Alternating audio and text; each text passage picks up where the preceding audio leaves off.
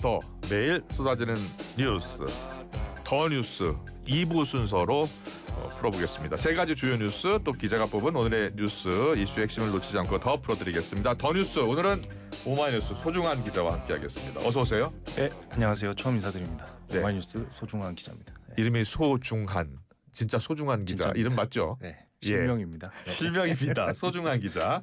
자, 소중한 기자와 함께 오늘 주요 뉴스 풀어드립니다. 첫 번째 더 뉴스입니다. 어떤 소식 가져오셨습니까? 그 다음 달 이맘때면 추석이잖아요. 네. 추석을 이제 한 달 정도 앞두고 그 검찰청을 폐지하는 정부 조직 개편안이 나왔습니다. 예. 그러니까 어제 정부와 여당은 고위 당정 협의회 그렇죠. 를 열고 검찰청 폐지 그리고 공소청과 중대범죄수사청 중수청이라고 통상 예. 이야기하죠. 공소청 준수청을 신설하는 그 개편안을 발표했는데요. 예. 그 정부 여당은 이 개편안을 토대로 정부조직법 개정안을 이달 말에 국회 본회의에서 통과시키겠다는 계획입니다. 그래서 다만 이제 개정안 통과 이후에 바로 이렇게 이행되진 않고 1년 정도 유예 기간을 두겠다는 입장입니다. 예. 그러면 이 개편안에 따르면 검찰이라는 단어 자체가 사라지는 겁니까? 네, 그렇습니다. 그러니까 검찰청을 없애고 공수청과 중수청을 만들어서 이렇게 분리하겠다라는 모양새이잖아요. 그래서 만약 이러한 내용대로 정부조직법 개정안이 국회를 통과하면 이제 1948년에 이제 저희 그 대한민국 정부 수립할 때 그때 즈음에 이제 출범했던 검찰청이라고 하는 이 조직이 이제 사라지게 되는 것입니다. 예. 자, 그러면 그 검사들은 어디로 가는 겁니까? 공소청으로 갈 수도 있고 중수청으로도 갈 수 있는 겁니까? 네, 그러니까 공소청이 이제 기소 그리고 공소 제기, 그러니까 쉽게 이야기하면은 재판을 유지하는 그 기능을 하는 게 이제 공소청인 거고, 예. 중수청은 이제 중대범죄 말 그대로 중대범죄를 수사하는 그 기능인데 이게 예. 이제 원래는 다 검찰 안에 있던 기능이었는데 이걸 이제 분리하는 거잖아요. 예. 그러니까 사실상 이 둘 중에 하나를 선택하는 선택지가 이제 검사들 앞에 이렇게 놓여 있게 되는 것이죠. 그렇군요. 네. 예. 그래서 일단은 공소청은 법무부에 두는데 중수청은 이제 행안부에 두기로 한 거잖아요. 행정안전부에 들어가는 겁니다. 그동안은 정부 여당 생각이 좀 달랐는데 일단 여당의 생각이 반영된 것 같아요. 네, 그렇습니다. 그러니까 그동안 정부 여당, 특히 여당의 중론이랑 그리고 정성호 법무부 장관을 예. 중심으로 한 그 정부, 특히 법무부 쪽 의견이 이제 달라서 논란이 됐던 게 이제 방금 말씀하신 이제 중수청을 어디다 둘 것이냐라는 것이었는데 예. 어제 발표를 보면은 이 중수청을 행정안전부 산하에 놓는 것으로 그렇게 결정이 됐습니다. 이렇게 되면은 행정안전부 산하 수사기관으로 경찰 그리고 국가수사본부가 기존에 있었거든요. 네. 거기에다가 중수청까지 추가되는 그런 상황입니다. 그래요. 예. 그 행안부로 또 경찰로 수사권이 너무 집중되는 것 아니야? 이런 시각이 있잖아요. 기자들은 어떻게 생각하고 있나요? 그러니까 이게 그 검찰 개혁안 논의될 때부터 상당 부분 이제 논란이 됐던 사안이에요. 그래요. 그러니까 경찰도 상당히 큰 조직이고 국가수사본부도 큰 조직이고. 근데 이제 중수청이 또 만들어지게 되면은 그냥 뭐 작은 조직은 아닐 거란 말이에요. 예. 그것도 중요한 업무를 담당하는 중대범죄수사청입니다. 그래서 이게 이제 행안부 산을 한 곳으로 몰려가게 되면 이게 너무 한 곳에 집중되는 거 아니냐라는 이제 이 논란이 있었고 그렇기 때문에 이 지점을 굉장히 이제 지적하는 전문가들도 많았고 언론에서도 이 부분 괜찮냐라는 게 있다 보니까 우려하는 시각이 있죠. 그래서 뭐 총리실 산하 이야기도 예. 이제 나왔을 정도로 물론 이제 현실 가능성 좀 떨어지긴 했지만 그랬던 논쟁이 좀 있었던 사안입니다. 그래요. 예. 보안 수사권 관련해서는 좀 더 논의를 하기로 했나 봐요. 그러니까 어제 상황을 보면 이게 큰 틀만 발표한 것 같아요. 큰 틀만 발표를 했고 그래서 이제 정부 조직 개편을 해서 일단 검찰청을 쪼개서 중수청을 행안부 산하로 가겠다. 이 큰 틀만 발표한 것 같고 이 보안 수사권 문제는 사실 이 정부 조직 개편보다 훨씬 더 복잡하고 어떻게 보면은 이제 국민들의 삶과 형사 절차와 더 직결되는 문제이기 때문에 그래서 이것은 이제 이 정부 조직 개편 이후에 논의를 계속 하겠다라는 것으로 보입니다. 경찰이 수사를 해와도 이제 최종 기소는 공소청에서 하니까 공소청에서 수사가 좀 미흡하다고 생각하면 수사 보완을 요구를 할 수 있는 그런 권한인 거죠. 네. 그러니까 이게 사실 이 조직 개편도 중요한데 이 실제 수사 일선에서 일하는 분들 내지는 이제 형사 절차와 마주해야 되는 이 국민들 입장에서는 예. 더 피부로 느낄 사안이 사실 보안 수사권이거든요. 네. 그래서 민주당 검찰개혁 방향과 관련해서 논쟁이 가장 많았던 지점이기도 하고요. 그래서 민주당의 최근 방침은 이 보안 수사를 할 수 있는 보안 수사권을 없애고 예. 대신 이제 보안 수사를 요구할 수 있는 보안 수사 요구권을 남기는 것을 좀 이제 방침으로 정했다라고 하는데 사실 좀 반대나 반론이 많은 그 논쟁거리이기도 합니다. 그래요. 네. 좀 더 논의를 통해서 결정이 될 것 같습니다. 두 번째 더 뉴스로 바로 넘어가겠습니다. 두 번째 더 뉴스는 어떤 소식입니까? 그 조국 혁신당 지도부와 그리고 지도부뿐만 아니라 사무총장단이 예. 총사퇴했습니다. 그래서 지난주에 이제 강미정 대변인이 탈당하면서 했던 기자회견으로 이제 당에서 골맞던 문제가 이제 터졌다라는 건데 이게 당내 성폭력 사건뿐만 아니라 이 사건을 이제 조사하는 과정이나 피해자를 좀 구제하고 피해를 회복하는 그 과정에 있어서도 매우 미흡했다라는 이제 비판이 있었는데요. 결국에 이제 어제 김선민 당대표 권한대행과 최고위원들이 긴급 기자회견을 열었고 예. 모두 사퇴했습니다. 그래요. 총사퇴를 알리는 기자회견을 했는데 어떤 메시지가 나왔습니까?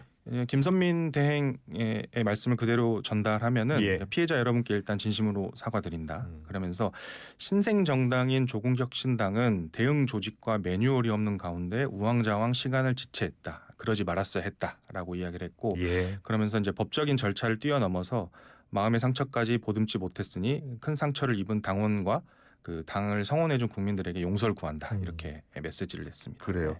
이번 사태 이후로 이 성희롱은 범죄가 아니다라고 했었던 부총장이 있었잖아요. 네. 사무부총장도 네. 역시 같이 물러나게 된 건가요?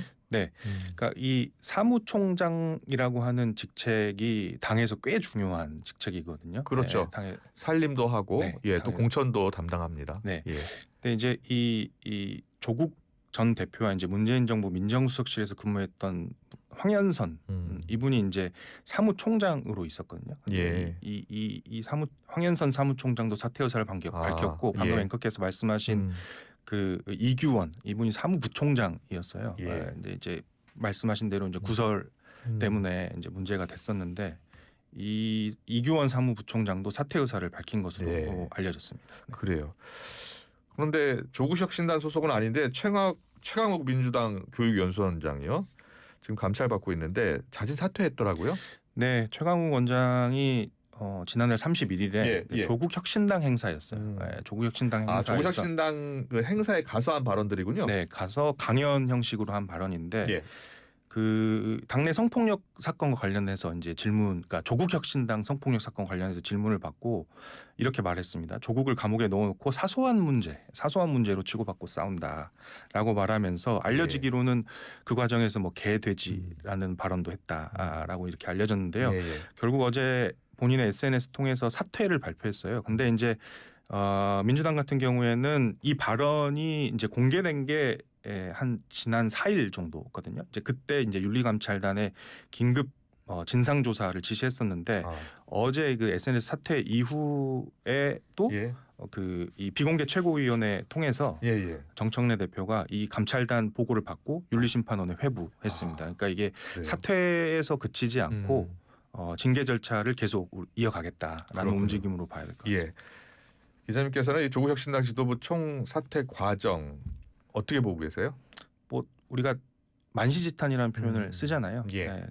만시지탄 표현이 적절할 것 같고 다만 그래도 이제 늦게라도 하는 게 안 하는 것보다는 이제 훨씬 낫다라는 생각입니다. 그래서 문제가 너무 크게 불거진 뒤여서 어쨌든 이 문제 직간접적으로 이제 책임 있는 사람들이 이제 물러난 거잖아요. 총사퇴라는 게. 그래서 문제 해결을 위한 첫 발걸음을 뗐다는 생각이고요. 다만 이제 문제를 본질적으로 해결하기 위해서 이행해야 될 것들이 많아요. 뭐 과제가 있을 텐데 뭐 이렇게까지 이르게 된 과정에 이제 진상 조사가 있어야 될 거고 피해자분들의 피해 구제 그리고 회복 그리고 재발 방지 대책까지 나아가야 되지 않을까 싶습니다. 예. 사퇴가 끝이 아니라 시작이 돼야 된다는 말씀을 해주신 것 같습니다. 잘 들었습니다. 세 번째 더 뉴스 볼까요? 네, 그 대통령실이 이제 어제 미국 이민 당국에 의해서 구금됐던 우리 노동자들 석방 교섭이 마무리돼서 이분들을 데리고 올 전세기를 띄우겠다, 출발시킬 예정이다라고 발표를 예, 좀 했습니다. 관련 속보를 보니까 10일 그러니까 네. 모레 올 가능성이 있다는 보도가 네, 있네요. 결정이 됐군요. 예. 그래서 지난주에 많이 놀라셨을 거예요, 다들. 예, 그래서 예. 그 미국 이민세관 단속국에 의해서 이제 저희 조지아주에 있는 우리 기업 배터리 공장 건설 현장 노동자들을 정말 집단적으로 예. 단속을 했고 거기에 이제 한 300여 명이 한국인이라고 이제 알려졌는데 맞아요. 이게 이제 뭐 쇠사슬로 손발을 묶고 막 예. 몸도 묶고 이렇게 예. 연행하는 장면까지 또 공개를 그러니까 했거든요. 미 관세 당국이 홈페이지에다 이 사진을 실었습니다. 동영상까지요. 네, 동영상까지 올리면서 이게 이제 그냥 텍스트로 볼 때랑 예. 그 영상을 마주할 때는 잘 충격이 충격적이에요. 다르잖아요. 예. 그래서 일단은 다행히도 이제 석방 교섭 마무리돼서 귀국을 할 수 있게 됐고 예.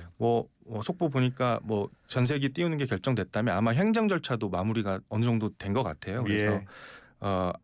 알려지기로는 조현 외교부 장관이 오늘 중에 또 미국으로 출국한다. 그렇습니다. 그렇게 알려져 있습니다. 예, 지금 속보를 제가 잠깐 읽어드리면 한국 당국자가 미 구금 한국인 10일쯤 한국으로 출발할 것으로 보인다라는 그런 속보가 들어와 있습니다. 그런데요, 사실 우리가 한미 정상회담에서 대미 투자를 약속했잖아요. 3,500억 달러 거기다가 또 1,500억 달러 추가 투자 합치면 우리 돈으로 700조 원이나 됩니다. 네. 우리나라 한 해 예산 정도 수준인데 이렇게 많은 돈을 투자하기로 한 우리나라 기업 또 국민들을 상대로 이런 체포구금 너무 충격적이고요. 우리가 강력히 좀 항의해야 될 부분이 있는 것 같은데요. 그러니까 미국이 예. 발표하기로는 불법 체류 단속을 했다라고 하지만 예. 이게 뭐 제가 좀 종합적으로 따져 보면 이번에 체포된 노동자들을 우리가 통상 떠올리는 이 불법 체류자라고 부를 수 있는가? 예. 라는지는 사실 좀 의문이에요. 그래요. 예. 뭐 이게 직원들도 많더라고요. 네, 그렇습니다. 그래서 이게 물론 이제 관행처럼 좀 해온 부분이 있습니다. 네, 관행처럼 해왔고 그동안 이제 근데 또 그동안 미국에서도 특별히 그 문제 삼지 않았던 거거든요. 이 비자 그렇습니다. 문제가 예. 갑자기 워킹 터진 비자가 거예요. 아니라 그냥 B1 비자를 통해서 단순 업무를 그동안 봐왔습니다. 네. 예. 그러니까 우리 기업이 이제 미 현지에 이제 노동자를 보내려면 원칙적으로는 이제 취업할 수 있는 비자가 있어야 되는데 예. 이게 이제 아무래도 개수도 제한적이고 발급에도 긴 시간이 걸리기 때문에 그래서 그동안 관행적으로 전자 여행 허가서 그러니까 예. ESTA나 단기 비자로 일단 보내서 일을 해왔던 겁니다. 그래서 네. 이게 이제 한국이 대미 투자하는 게 뭐 최근의 경향성이 아니잖아요. 그렇죠. 예. 계속 있어 왔고 이 관행이 어느 정도 이어져 왔는데 이 반이민 정책을 내세운 이제 트럼프 정부가 들어서면서 분위기가 이제 심상치 않았고 결국 이런 사태까지 이르게 됐습니다. 예, 잠시 뒤에 한국일보 애틀랜타 박요셉 국장을 연결해서 현지 상황을 좀 더 자세히 짚어보겠습니다. 마지막 더 뉴스는 기자님이 직접 고르신 더 눈여겨볼 뉴스입니다. 어떤 뉴스입니까? 지난해 이맘때 숨진 고 오요 안나 씨 아마 기억하실 겁니다. 예. 그래서 MBC 기상캐스터로 일하다가 직장 내 괴롭힘을 호소하면서 숨졌는데요. 예. 기일이 이제 일주일 앞으로 다가왔습니다. 근데 이제 오늘 고인의 어머니가 MBC 앞에서 단식 농성을 시작합니다. 유족께서는 여전히 계속 억울함을 호소하고 계시잖아요. 예.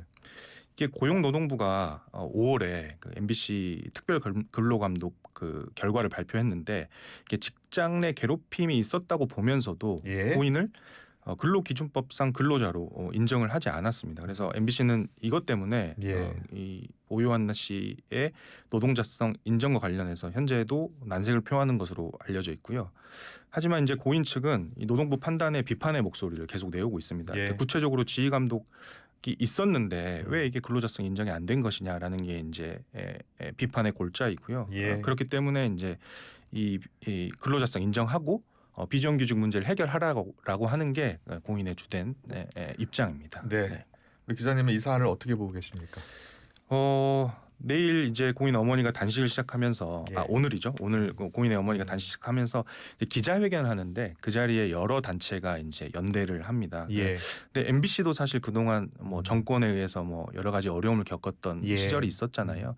근데 그 연대 단체 목록을 보니까 MBC와 연대했던 것도 있고 그래요? 뭐 그런 일이 비슷한 일이 벌어졌을 때 예. 연대를 할 만한 단체들이 모두 포함이 됐더라고요. 그래서 예. MBC가 이런 분들, 그러니까 본인의 문제들과 공감했던 분들까지 이렇게 연대를 한 것을 좀 곱씹어봤으면 좋겠고, 예. 유족의 시간은 사실 우리 일반의 시간과는 많이 다릅니다. 그 점을 좀 인식했으면 좋겠습니다. 네. 오늘 주요 뉴스 잘 들었습니다. 마지막 뉴스까지도요. 오마이뉴스 소중한 기자와 함께했습니다. 고맙습니다. 네, 고맙습니다.